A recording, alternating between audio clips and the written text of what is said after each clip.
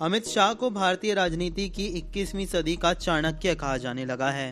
संगठन पर पकड़, रणनीति बनाने में माहिर, सटीक सियासी दांवपेच और नए साथियों को साथ लाने की कला शाह को इस दौर की भारतीय राजनीति का सफल नायक बनाती है। बीजेपी को 300 पार पहुंचाने वाले अमित शाह मोदी सरकार का हिस्सा भी बन चुके हैं। नरेंद्र मोदी के प्रधानमंत्रित्व के दूसरे कार्यकाल में अमित शाह को गृह मंत्रालय का प्रमुख बनाया गया। गृह मंत्री के पावर की बात करें तो सरकार में यह प्रधानमंत्री के बाद क्रम में सबसे ऊपर आता है। बहुत सारे लोग ऐसे हैं जो भारतीय जनता पार्टी के पूर्व राष्ट्रीय अध्यक्ष और केंद्रीय गृह मंत्री अमित शाह को प्रधानमंत्री नरेंद्र मोदी के बाद देश का दूसरा सबसे ताकतवर व्यक्ति मानते हैं। मोदी सरकार में मंत्री बनने से पहले वे पार्टी के कर्ता धर्ता तो थे, लेकिन तब सरकार में शामिल कुछ मंत्रियों की गिनती भी देश के सबसे शक्तिशाली व्यक्तियों में होती रहती थी। –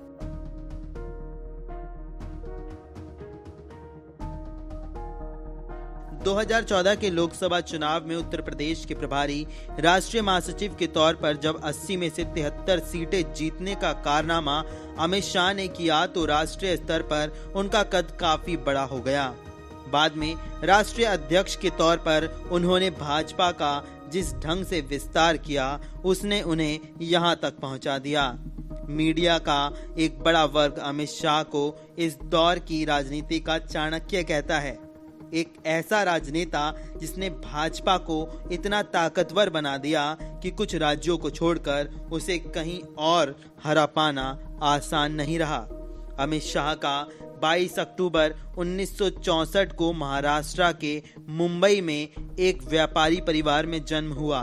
उनका ताल्लुक गुजरात के एक रईस परिवार से है। अहमदाबाद से बायोकेमिस्ट्री में बीएससी करने के बाद अमित शाह अपने पिता का बिजनेस संभालने में जुट गए। शाह बहुत कम उम्र में ही राष्ट्रीय स्वयंसेवक संघ से जुड़ गए थे। 1982 में उनके अपने कॉलेज के दिनों में शाह की मुलाकात नरेंद्र मोदी से हुई। 1983 में वे अखिल भारतीय विद्यार्थी परिषद से जुड़े और इस तरह उनका छात्र जीवन में राजनीतिक रुझान बना। शाह 1986 में भाजपा में शामिल हुए। शाह को पहला बड़ा राजनीतिक मौका मिला 1991 में, जब आडवाणी के लिए गांधीनगर संसदीय क्षेत्र में उन्होंने चुनाव प्रचार का जिम्मा संभाला। दूसरा मौका 1996 में मिला, जब अटल बिहारी वाजपेयी ने गुजरात से चुनाव लड़ना तय किया।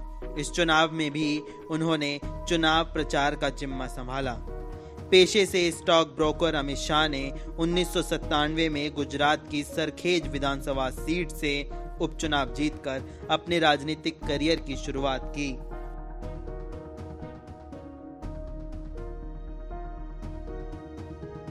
– 2014 में नरेंद्र मोदी के अध्यक्ष पद छोड़ने के बाद वे गुजरात क्रिकेट एसोसिएशन के अध्यक्ष बने।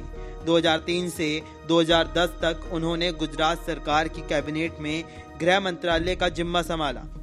वे प्रधानमंत्री नरेंद्र मोदी के करीबी माने जाते हैं। 16वीं लोकसभा चुनाव के लगभग 10 माह पूर्व शाह दिनांक 12 जून 2013 को भारतीय जनता पार्टी के उत्तर प्रदेश का प्रभारी बनाया गया। तब प्रदेश में भाजपा की मात्र 10 लोकसभा सीटें ही थी। उनके संगठनात्मक कौशल और नेतृत्व क्षमता का अंदाजा इस बात से लगा सकते हैं कि जब 16 मई 2014 को 16वीं लोकसभा के चुनाव परिणाम आए, जब भाजपा ने उत्तर प्रदेश में 71 सीटें हासिल की। प्रदेश में भाजपा की ये अब तक की सबसे बड़ी जीत थी। इस जीत के बाद पार्टी और संगठन में अमित शाह का कद और बढ़ गया। 17वीं लोकसभा के लिए हुए चुनाव में सपा, बसपा और रालोद के महागठबंधन के बावजूद बीजेपी यूपी में 64 सीटें जीत ली। चुनाव से पहले माना जा रहा था कि बीजेपी के लिए 40 का आंकड़ा छूना मुश्किल होगा, लेकिन तमाम अटकलों को खारिज कर बीजेपी दोबारा से 60 से अधिक सीटें जीत कर लेकर आई।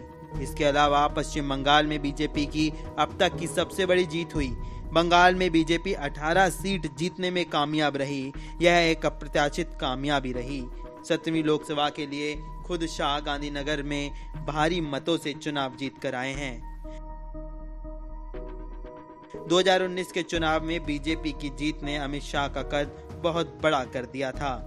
ऐसे में अब अमित शाह पर पश्चिम बंगाल की भी जिम्मेदारी सौंप दी गई है और वह लगातार पश्चिम बंगाल में रैलियां भी कर रहे हैं।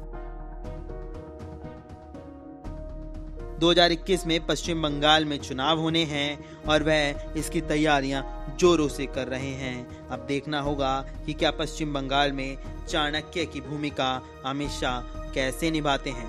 ब्यूरो रिपोर्ट, न्यूज़ नशा।